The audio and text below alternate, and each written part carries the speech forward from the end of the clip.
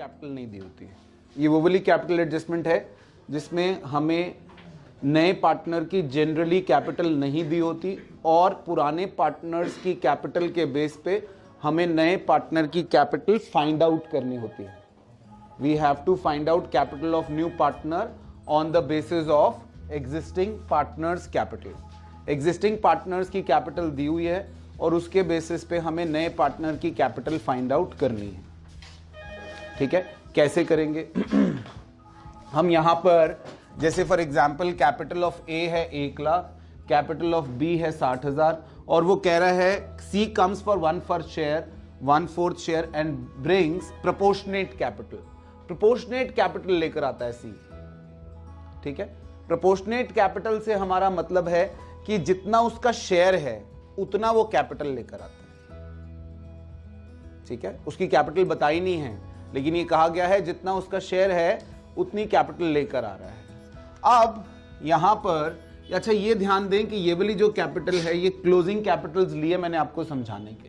Closing Capitals यानी कि आप कैपिटल अकाउंट्स बना चुके हो और बैलेंस सीडी आया है ए और बी का। ठीक है, बैलेंस सीडी आया है ए और बी का 1,60,000। बैलेंस सीडी से मतलब है कि उसमें रीवैल्यूएशन का प्रॉफिट लॉस एडजस्ट हो चुका है, जनरल रिजर्व पी&एल का कोई बैलेंस है तो वो एडजस्ट हो चुका है, प्रीमियम फॉर गुडविल एडजस्ट हो चुका है, बाकी सारी चीजें एडजस्ट हो चुकी हैं और ये क्लोजिंग बैलेंसेस हैं।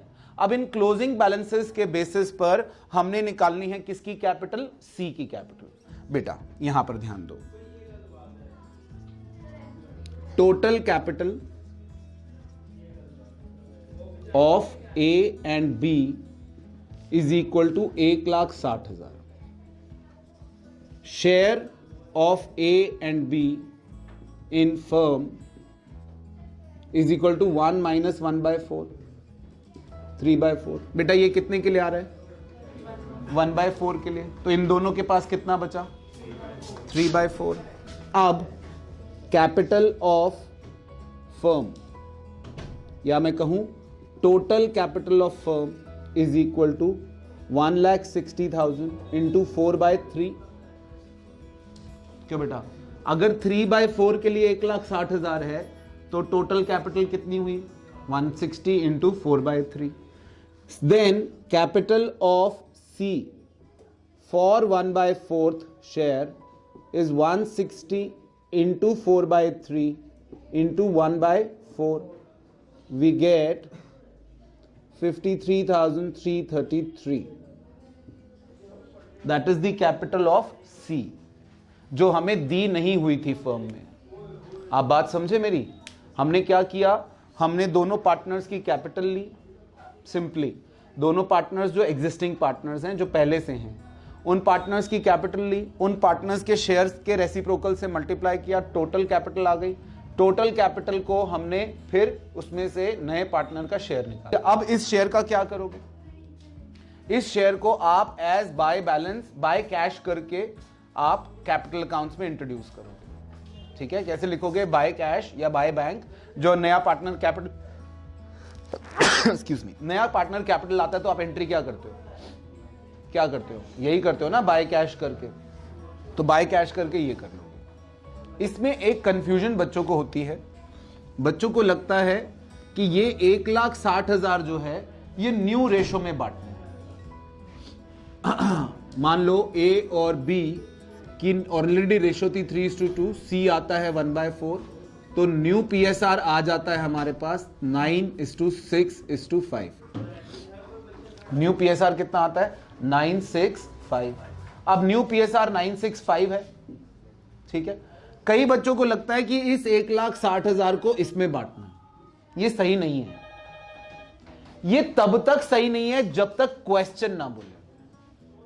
अगर क्वेश्चन सिर्फ ये बोल रहा है, ध्यान से सुनो मेरी बात, क्वेश्चन बोलता है कि C brings the proportionate capital, तो जो आपने कैपिटल निकाल ली बस हो गया काम।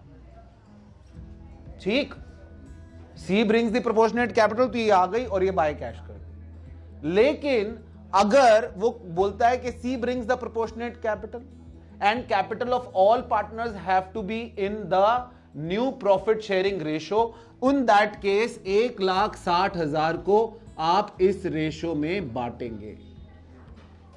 Are you getting my point?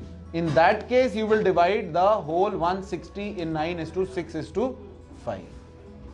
जब तक ये ना बोला हो कि सारे पार्टनर्स की capital on the basis of new PSR है, तब तक आप ये वाला काम नहीं करेंगे। दो वेरिएंट हो गए क्वेश्चन के, एडजस्टमेंट वही है लेकिन दो वेरिएंट हो गए इसमें।